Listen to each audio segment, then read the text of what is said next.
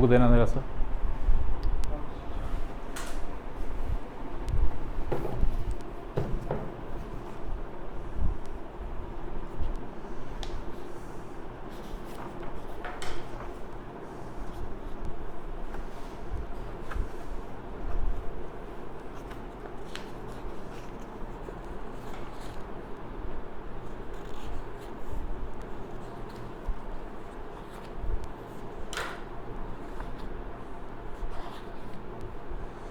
Electrical energy power,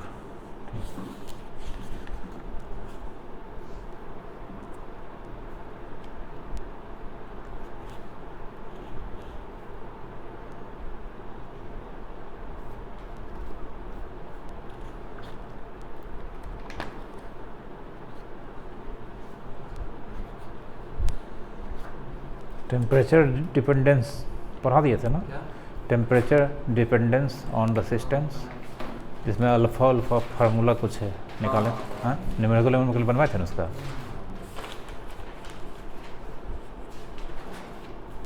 अरे temperature dependence नहीं बताए थे, जिसमें पैरामेट्रिक सॉरी ये कैसा देखिए, effect of temperature on resistance. हाँ, जिसमें 3 तरह का सब्सटेंस होता है, बताए थे। कंडक्टर, सेमी कंडक्टर, हाँ बताए थे ना। हाँ ठीक है, चलो। इलेक्ट्रिक पावर या इलेक्ट्रिकल पावर बोलते हैं, और इलेक्ट्रिकल एनर्जी, ठीक ना, ये शायद 10th में पढ़े होंगे, ठीक है। ये मान लो सेल है, ठीक ना, सेल है,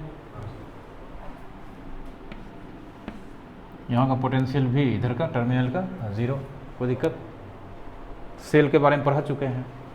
सेल का मेनली काम क्या है?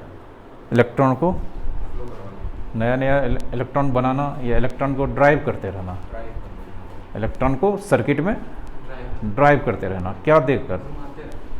क्या देकर? क्या देकर? एनर्जी देकर।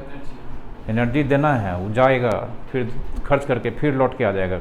नहीं बताए थे, पॉजिटिव टर्मिनल इधर, ठीक ना, नेगेटिव पे एक्चुअल में करंट इधर से फ्लो कर, इलेक्ट्रॉन इधर से जाएगा, यहाँ आता है, मतलब अंदर में यहाँ पे एनर्जी भरता है, पेट्रोल भरता है, नेगेटिव टर्मिनल पे आता है, शट से चल देता है। सर्किट में जो जो रेसिस्टर मिलता है सबको एनर्जी दे देता है, फिर घूम के आ जाता है। फिर अंदर में जहाँ इलेक्ट्रोलाइट होता है वहाँ एनर्जी भरता है, घूमते रहता है, ठीक ना।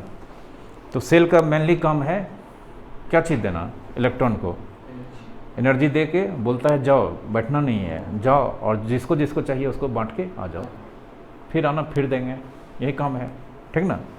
तो किसी चीज़ को एनर्जी देने का मतलब है उस पर वर्क हुआ है, ठीक ना। हम खर्च करेंगे अपना एनर्जी, ठीक ना। मान लो हम क्या कहता है, पूरा बोरा उठा उठा के 3 मंजिला पर ले जाएं, ठीक ना, किसी आदमी के माथा पर गिराने के लिए ऐसे उसके माथा पर रखेंगे कुछ नहीं होगा, लेकिन हम अपना पूरा एनर्जी लगा के 3 मंजिला 4 मंजिला पर पहुंच जाए, वहाँ से उस आदमी को उस बोरा के माथा पर गिराएंगे, तब उसको कुछ होगा, पता चलेगा कि हाँ बोरा कुछ है, तो मेरा एनर्जी खर्च हुआ, बोरा का एनर्जी बढ़ गया, तब आदमी पर कुछ इफेक्ट होगा नहीं ठीक ना। तो किसी चीज़ पे एनर्जी बढ़ता है किसी चीज़ का, इसका मतलब उस पर कोई वर्क हुआ है, एक्सटर्नल वर्क, ठीक ना। तो इसमें जो इलेक्ट्रॉन घूम रहा है उसके पास एनर्जी एकदम भरा पड़ा है, तो वो एनर्जी उसको कहाँ से मिला? सेल के कारण। सेल क्या किया? वर्क किया होगा, वर्क करेगा तभी ना एनर्जी होगा, ठीक ना।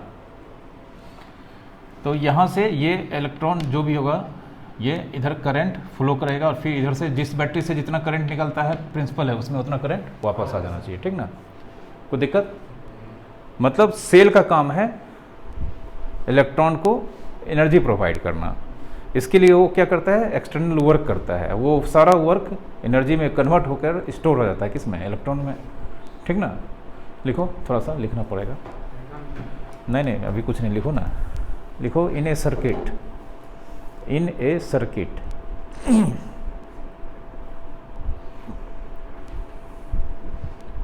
in a circuit a cell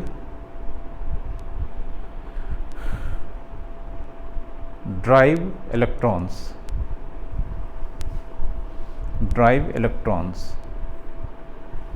and these electrons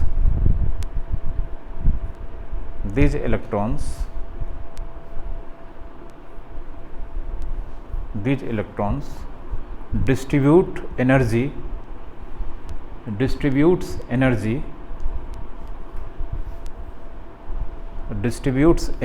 to all resistors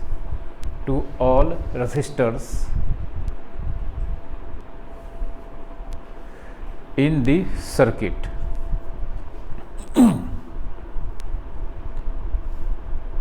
and comes back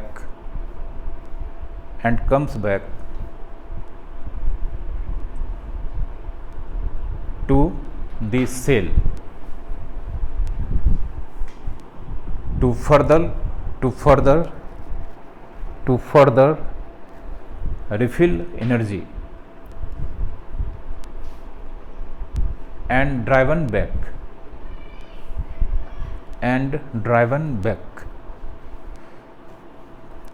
समझ गया ये लाइन? मतलब फिर से वही, ठीक ना? हाँ, ड्राइवन बैक मतलब पहले इलेक्ट्रॉन क्या करता है, सेल्स के कारण इलेक्ट्रॉन ड्राइव होता है, और इलेक्ट्रॉन ड्राइव क्यों होता है, जितना भी रेसिस्टर होता है सर्किट में सबको एनर्जी डिस्ट्रीब्यूट करके फिर वापस कहाँ जाता है, सेल में एनर्जी भरता है और फिर ड्राइव करने लगता है, फिर यही सिलसिला चलते रहता है, ठीक ना? कोई दिक्कत? पर आप चेंज करके लिखो, the region of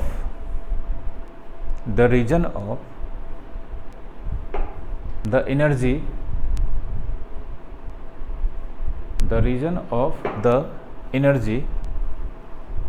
gained by the electron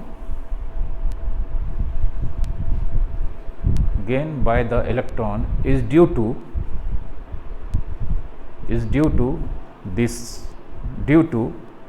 the work done by the cell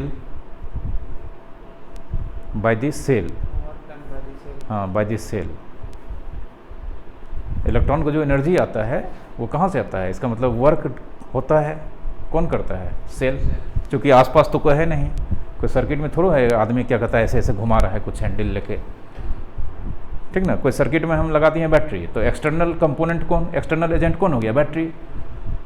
circuit में सब चीज़ लगा है, बल्ब लगा है, पंखा लगा है, सब चीज़ लगा है, ठीक ना? स्पीकर लगा है, काम करेगा नहीं करेगा, एक तो बैटरी लगा दी है, काम करने लगा, तो बैटरी लगा दी है मतलब वहाँ पे जो इलेक्ट्रॉन घूम के सबको एनर्जी दे रहा है, उस इलेक्ट्रॉन को एनर्जी एक्सटर्नल एजेंट से मिल रहा है, तो एक्सटर्नल एजेंट को आदमी तो दे नहीं रहा है, तो एक्सटर्नल एजेंट कौन है यहाँ पे, बैटरी है, सेल है, ठीक ना? वही वर्क करता है, कोई दिक्कत? लिखे, एज वी नो इस एंड का पोटेंशियल कितना, मान लो यहाँ पे ये टर्मिनल ए है, यहाँ पे बी है, V A minus V B, जो एक्चुअल में कितना वी होगा, ठीक है? तो इस सेल के एंड का पोटेंशियल डिफरेंस कितना, V, work done by external force, और मान लेते हैं इसमें जो चार्ज फ्लो करता है वो कितना है, क्यू, आई फ्लो कर रहा है करंट, तो चार्ज फ्लो कर रहा है, ये पढ़ चुके हैं पिछले चैप्टर में। Potential difference between two end equals to external work done by, ठीक ना, एक्सटर्नल वर्क डन पर यूनिट चार्ज। कोई दिक्कत? देखो फिगर बना के थोड़ा सा यूज़ किए हैं, करना पड़ेगा, ठीक ना? पिछला चैप्टर का कॉन्सेप्ट तो जिंदगी भर चलेगा।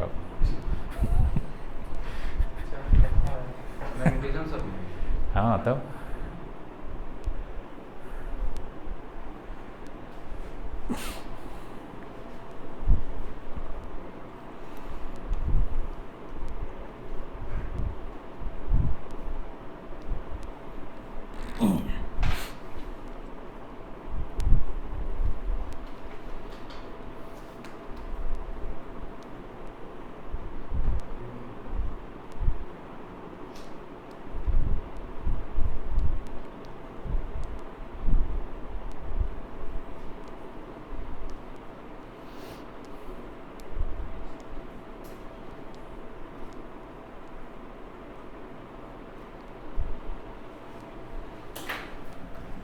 यहाँ लिख लो हियर WEXT बराबर work done by cell. Cell is external agent. यहाँ पे WEXT का मतलब W work done by cell. Cell ही यहाँ पे क्या है? एक्सटर्नल एजेंट है। कोई आदमी तो है नहीं। नेगेटिव नहीं लगे सर। निगेटिव तो कंजर्वेटिव ना होता है रे, कहाँ तुम भूल रहा है सब। दो फार्मूला होता है, एक तो work done by conservative force का निगेटिव और एक्सटर्नल का पॉजिटिव, तभी ना इतना फार्मूला डिराइव हुआ है।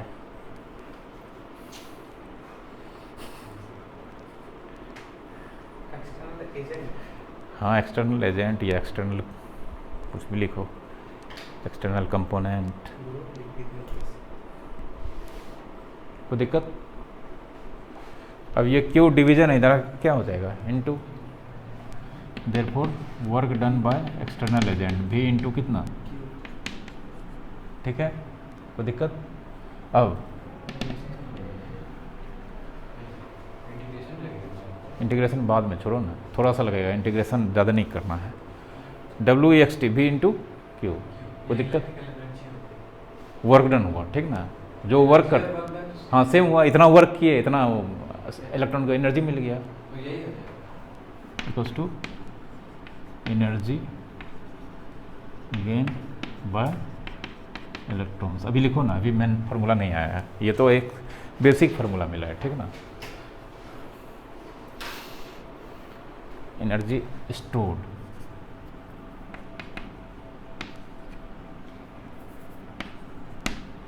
जो वर्क करेंगे वो किस में स्टोर हो जाएगा? इलेक्ट्रॉन में स्टोर करेगा, स्टोर हो जाएगा। जैसे हम एक बोरा को ऊपर में चढ़ाए तो एनर्जी मेरा स्टोर हो गया किस में? मेरा खर्च हो गया, उतना बढ़ गया किसका? बोरा का। mgh पढ़े हो ना, पोटेंशियल एनर्जी। ग्राउंड पे है तो हाइटे नहीं है, तो पोटेंशियल एनर्जी है ही नहीं है। किसी आदमी के माथा पे रखने कुछ नहीं होगा, ऊपर से गिरेगा तो उसको पता चलेगा कि कुछ गिरा है, मरेगा उड़ेगा, छोड़ो ना, उसको पता चल जाएगा कि हाँ कुछ गिरा है, ठीक ना। उसको समझना था कि बोरा का क्या क्या रुतबा है ना रे। अब देखो,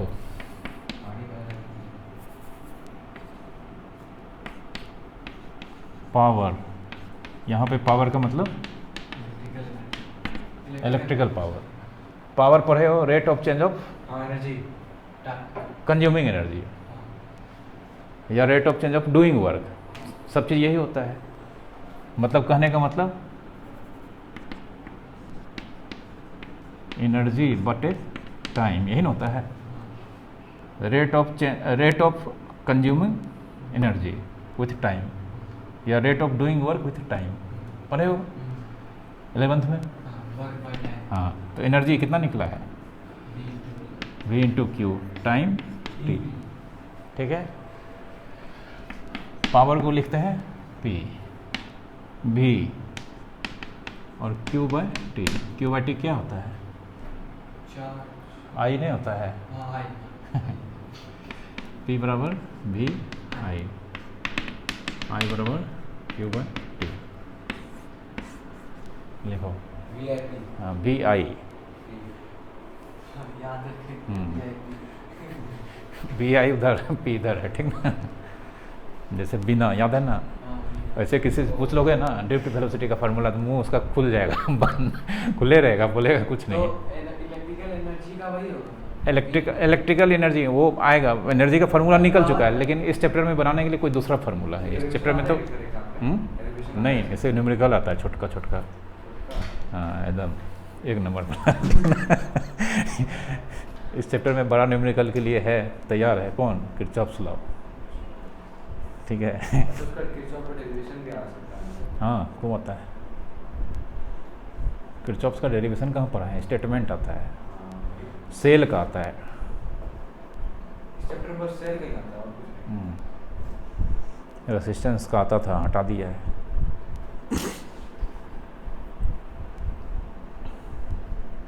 सिलेबस बोर्ड देता है तो सब दे देना चाहिए, 20 डेरिवेशन सारे या सिलेबस 3-4 साल से तो वही हो रहा है। इस बार ये नहीं है तो वो है, वो है तो ये नहीं है।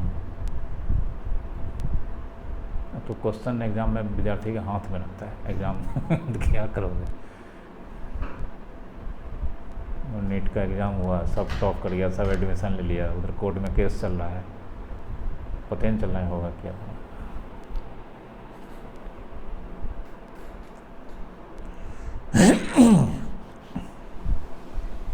देखा P बराबर V इंटू आई, ये हो गया इसका मेन फार्मूला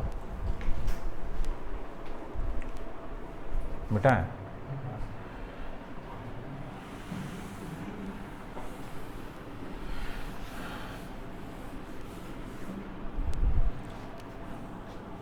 अब सिंस V इक्वल्स टू क्या होता है I R, V equals to I R होता है ना रे, V को हटा के क्या लिख सकते हैं आई आर, V को हटा के I R into I, P बराबर आई इंटू आई कितना आई स्क्वायर बाय, वो एनर्जी का होता है, ठीक है लिखो। इसमें टी नहीं हो सकेगा, टाइम टी तो यहीं ख़त्म हो गया, टाइम तुमको चाहिए क्या टाइम, इलेक्ट्रिक करंट में करंट चाहिए, समझा, वोल्टेज चाहिए, टाइम का कोई लेना देना नहीं। हाँ, इसको इलेक्ट्रिक करंट में टाइम भी चाहिए।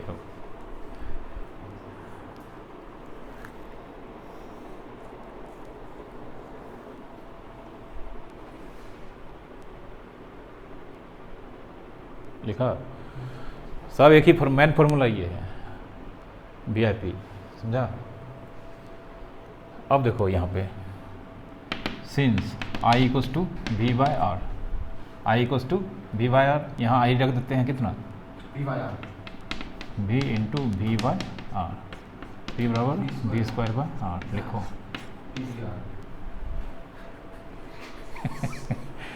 सब भूल जाएगा तुम उधर जो बीना जो बताया ना वो भी गायब हो जाएगा, बैठ के बीन बजाना था।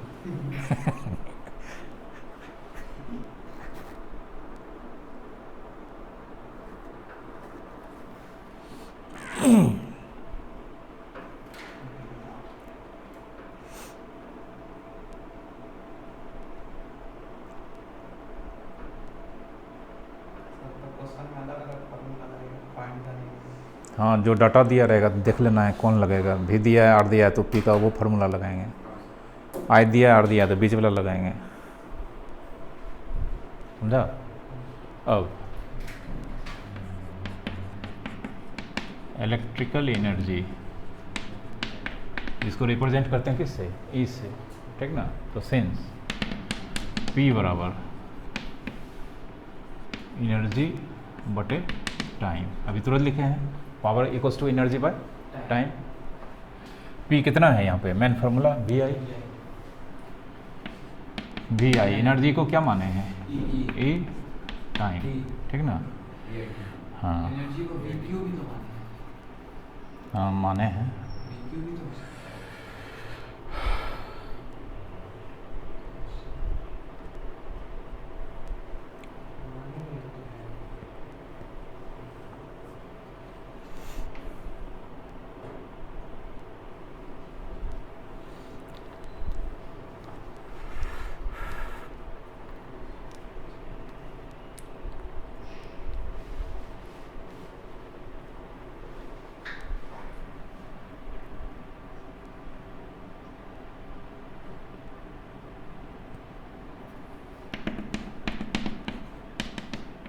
लिखो तो पहले भी।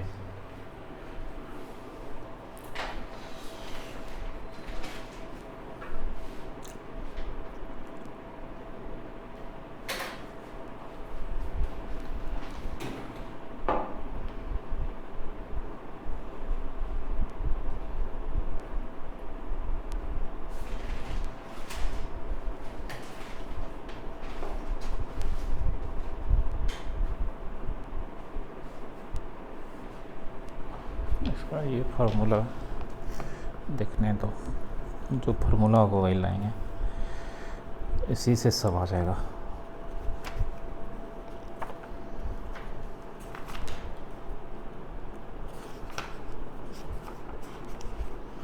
उसमें कुछ देता ही नहीं है, ऐसा लिखता है ना बुक।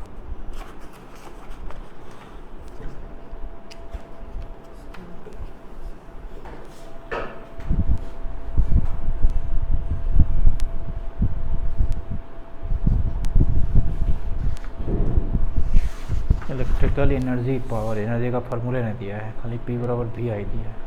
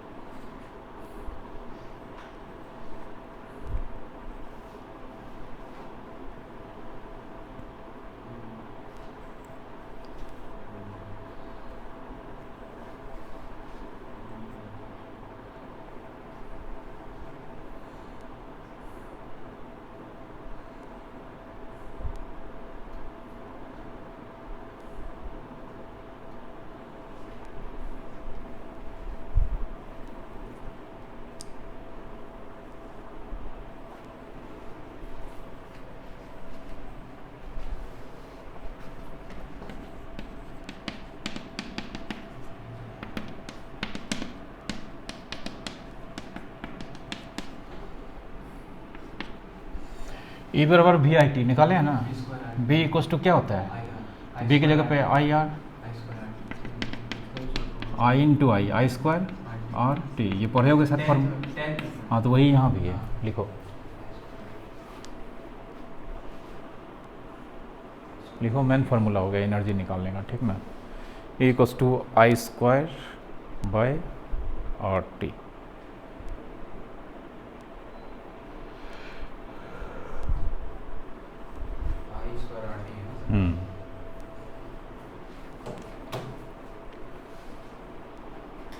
बस ये ये मेन फार्मूला है, ये एक कैलकुलस वाला फार्मूला है, वो भी बता देते हैं, ठीक ना। ये तो हो गया कांस्टेंट करंट का, जब वेरिएबल नहीं डेरिवेशन सब नहीं पूछता, इसका न्यूमेरिकल आता है सीधा 1 नंबर 2 नंबर वाला, इसका डेरिवेशन क्या पूछेगा, ये सब 10th में रहता है।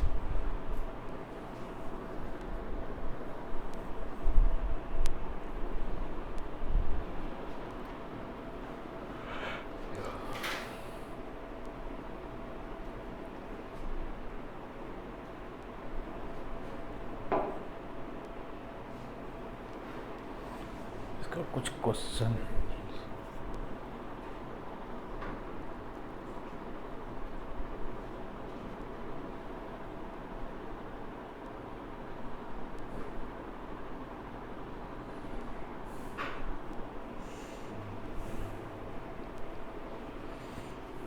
लिखा, लिख लिया ना। अब इसको भी इस तरह से 3 फार्मूला बना सकते हैं।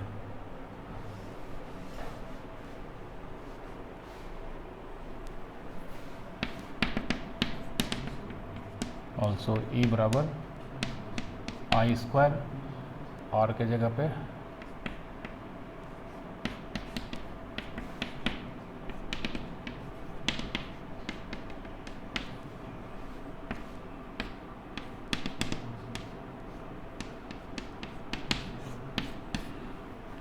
आई स्क्वायर आर बराबर वी वाई होता है, ठीक है।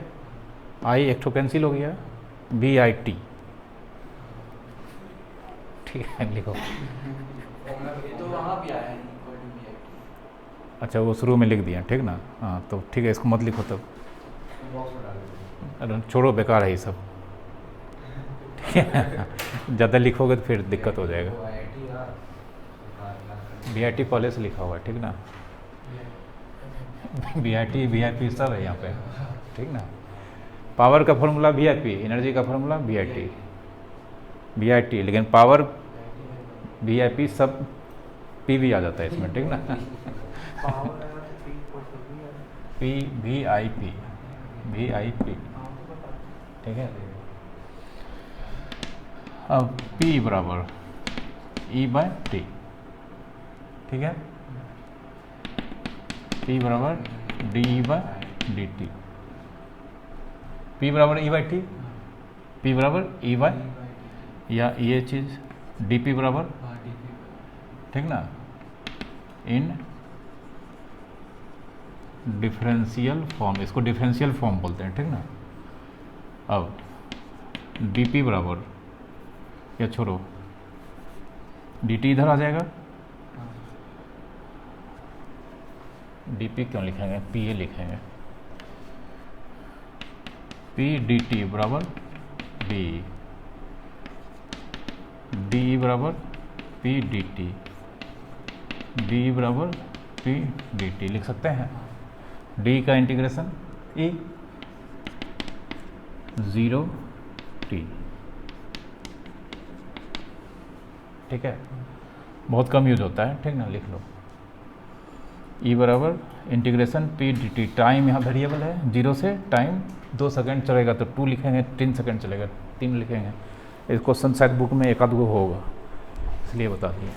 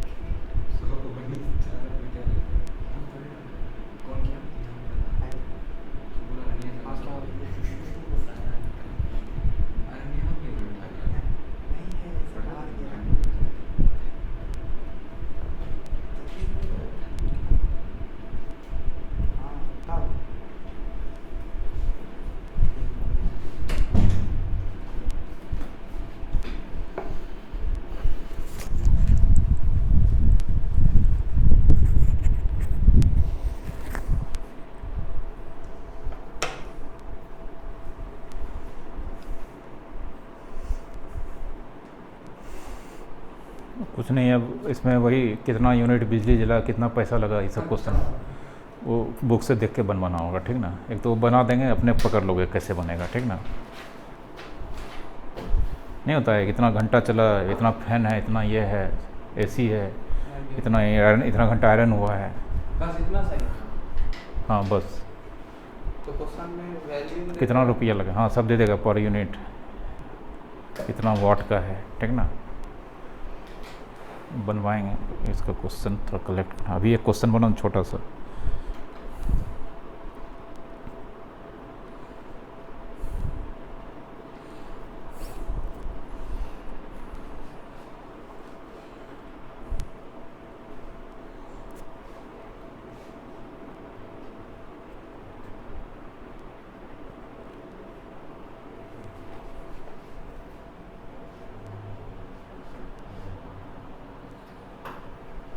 मिटा है,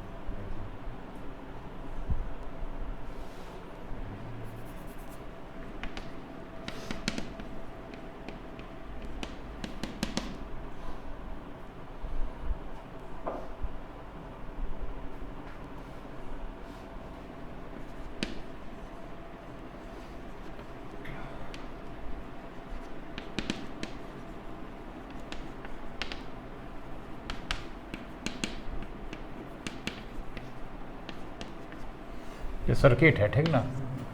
सब चीज़ दिया है। Energy spent in 3 ohm resistance in 3 second. ये 3 सेकेंड में इस रेसिस्टर में कितना एनर्जी खर्च होगा।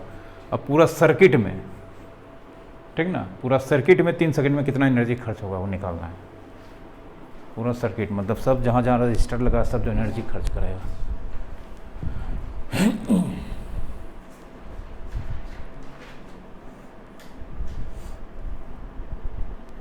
CBSE सवाल लिखो ना, तुम तो एकदम कुछ दिन में बोलोगे CBSE, ICSE, NIOS, Jharkhand board, Andhra board. 1 घंटा तुमको इसी सब में लगेगा।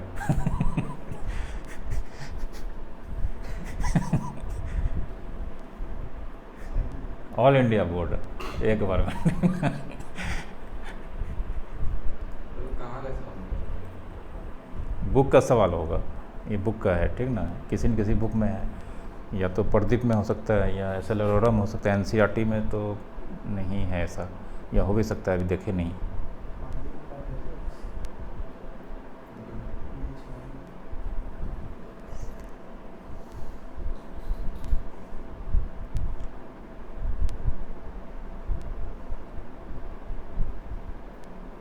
एनर्जी स्पेंट हो या एनर्जी स्टोर्ड हो? एनर्जी स्टोर होगा।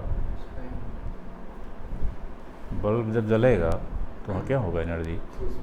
इलेक्ट्रॉन ना, इलेक्ट्रॉन ले रहा है जाकर दे रहा है, जिसको दे रहा है वो भी खर्च कर रहा है। स्टोर तो एनर्जी बैटरी में है।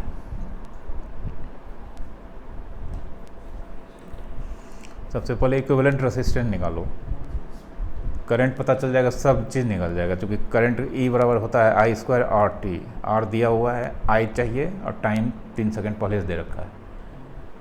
तो सबसे पहले इक्विवेलेंट रेसिस्टेंस निकाल के बैटरी से कितना करंट निकल रहा वो निकालो, करंट पता चल जाएगा। तो वहाँ पे एनर्जी कितना खर्च होगा पता चल जाएगा। पहले 3 ओम वाले में निकालो।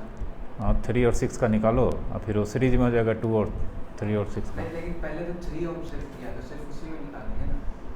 हाँ, 3 ओम का ही निकालेंगे, ठीक ना। फिर बाद में ना फिर इक्विवेलेंट लेंगे। हाँ, बाद में निकल जाएगा।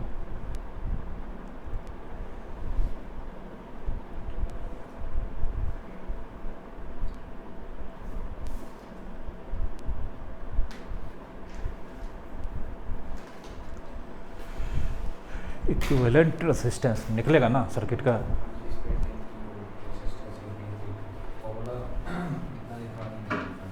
फार्मूला कहाँ ज़्यादा निकला है, 2 ही फार्मूला याद करना है, एक ठो ये, एक ठो ये और ये। बस ज़्यादातर क्वेश्चन में तो करंटे दिया रहेगा यार। रेसिस्टेंस VIP याद रखोगे, ये तो VIP से न सब आया है।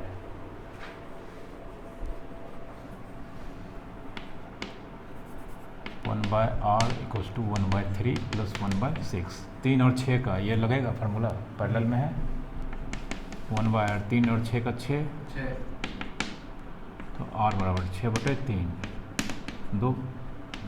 ये दोनों को हटा के क्या रखेंगे, 2 रखेंगे, और 2 और 2 फिर हो जाएगा सीरीज में। 4 R इक्विवेलेंट 2 ओम प्लस 2 ओम कितना, ठीक है। अब करंट 3 ओम वाले 144 जूल। 144 जूल देख लेते हैं। तो सबसे पहले V बराबर IR, V दिया है 12, I निकालना है, R कितना 4, I बराबर 12/4 3 एम्पियर। यहाँ से जो करंट चलेगा I वो कितना एम्पियर, 3 एम्पियर यहाँ तक आएगा 3 एम्पियर। तो कुछ इसमें चला जाएगा, कुछ इसमें चला जाएगा, नहीं जाएगा। चलो, तो कितना कितना जाएगा वही निकालना है। I1 -3 और I2 -3। हाँ, I1 I2 -5। इतना आसानी से बन जाएगा तो हो गया।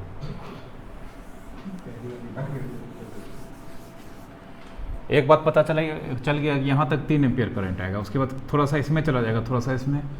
अब इसका निकालना है, तो इसमें करंट कितना फ्लो करेगा जब तक वो नहीं पता चलेगा, निकलेगा एनर्जी। तो उसके लिए इस एंड का पोटेंशियल निकालना पड़ेगा। तो इस एंड का पोटेंशियल निकालने का इस तरीका है। इस दोनों का इक्विवेलेंट रेजिस्टेंस कितना आया था 2, इसको हटा के कितना रखेंगे 2, करंट कितना जा रहा है 3। हाँ, तो potential difference PD across the end of 3 ohm, potential difference across the end of 3 ohm और 6 ohm, ठीक ना। V equals to I R, V निकालना है, करंट कितना फ्लो कर रहा है यहाँ पे 3, और 3 और 6 को हटा के कितना 2, 6 वोल्ट, कितना वोल्ट 6 वोल्ट, समझा। यहाँ 12 वोल्ट था, थोड़ा सा इसको मिल गया, 6 उधर चला गया, ठीक ना। तो अब देखो यहाँ का पोटेंशियल कितना है 6, इधर का कितना है 0, 6 है 0 है और इसमें रेसिस्टर है तो करंट निकल जाएगा। तो therefore for 3 ohm V equals to I R, V कितना 6, I निकालना है, R कितना 3, तो I बराबर 6/3 कितना 2 एम्पियर। 3 ओम में कितना करंट फ्लो कर रहा है 2 एम्पियर, तो देयरफॉर E बराबर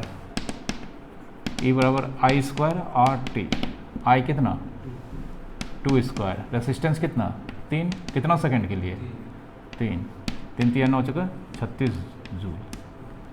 कितना निकल गया था तुम्हारा, मेरे को देखने दो, हमको भी आंसर, एनर्जी बड़ा कम लग रहा है।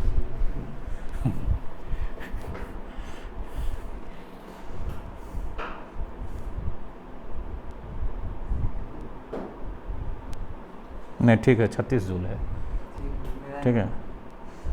होल सर्किट का निकालो, पूरे में कितना एनर्जी खर्च हुआ है। स्टार्टिंग कहाँ से थे? हाँ वहाँ से 1/R ऊपर से।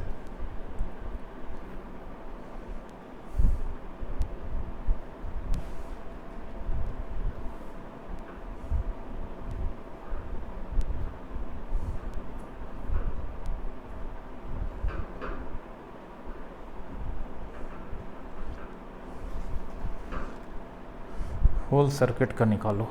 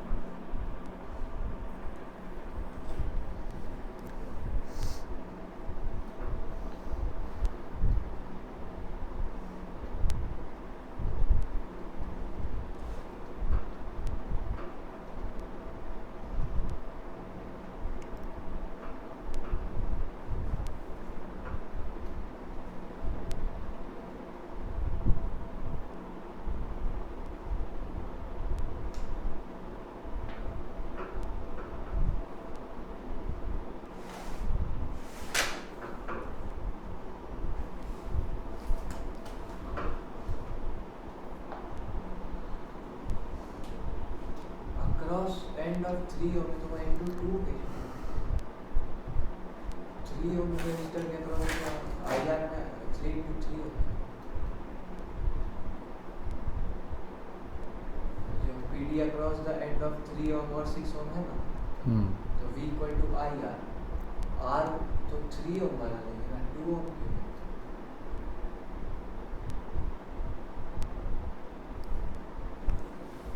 एक मिनट देख रहे हैं, ये बोल रहे हो क्या V equals to I are.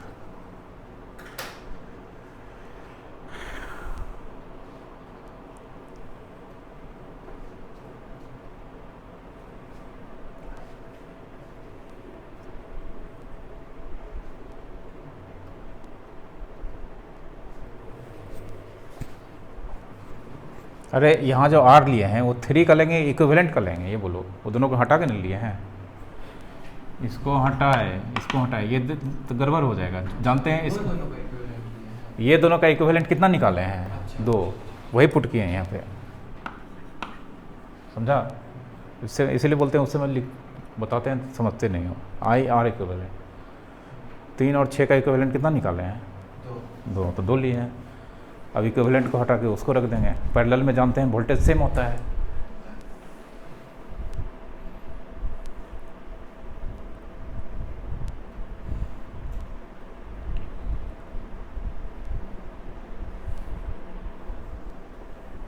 रहा है क्या हैं ना?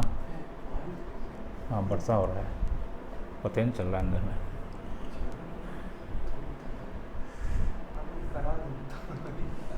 बहुत खतरनाक धूप था तो।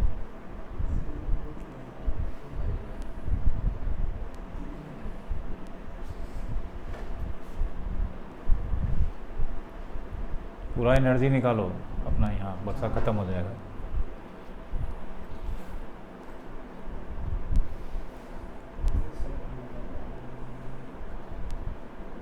पूरा सर्किट का एनर्जी कैसे निकालोगे बोलो? या तो सब रजिस्टर जितना जितना खर्च कर रहा है सबको निकाल के जोड़ दोगे, नहीं तो एक उपाय है, सब रजिस्टर का इक्विवेलेंट निकाले थे ना, सबको हटा के एक ठो लगा देंगे, फिर फार्मूला आई इसको आई स्क्वायर और इक्विवेलेंट टी लगा दो, निकल जाएगा। तो सर्किट का निकाल के सीरीज में भी कर लेंगे, सप्लाई स्क्वायर एंटी लगा।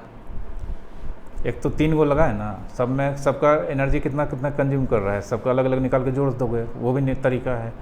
एक है तीनों का आर इक्विवेलेंट निकालें, कितना निकालें 4 ओम, सबको हटा के 4 ओम जोड़ देंगे, वही काम करेगा। तो आई स्क्वायर और इक्विवेलेंट टी। आई करंट कितना फ्लो कर रहा है 3 एम्पियर, आर इक्विवेलेंट 4 है, टाइम 3 है, निकालो देखो कितना आता है। और सबका अलग अलग भी जोड़ के निकाले, देखो होता है उतना, वही आएगा। तब शायद 144 आए। नहीं, एक ही आएगा आंसर। 36 आएगा पूरा एनर्जी सर्किट का 36 से आया। नहीं भाई, 36 तो सिर्फ 3 का आया है, पूरा सर्किट का।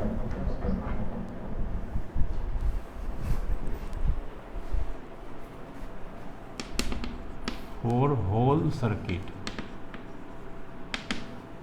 ई बराबर आई स्क्वायर और इक्विवेलेंट इंटू टी। आई होल सर्किट में यहाँ से करंट कितना निकला था 3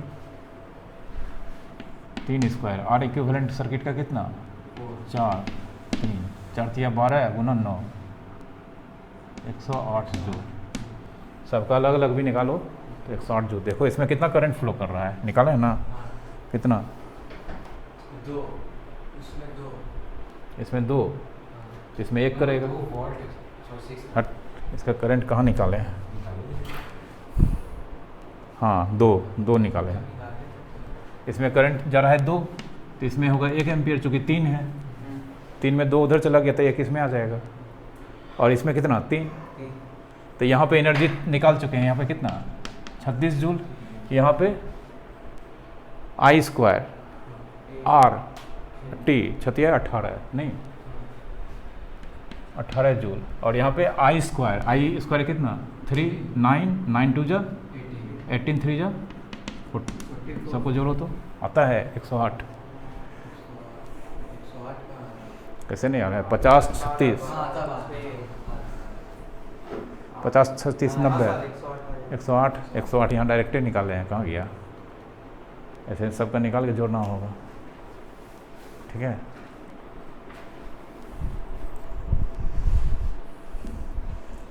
सबको हटा के एक ठो लगा दिए, ठीक ना।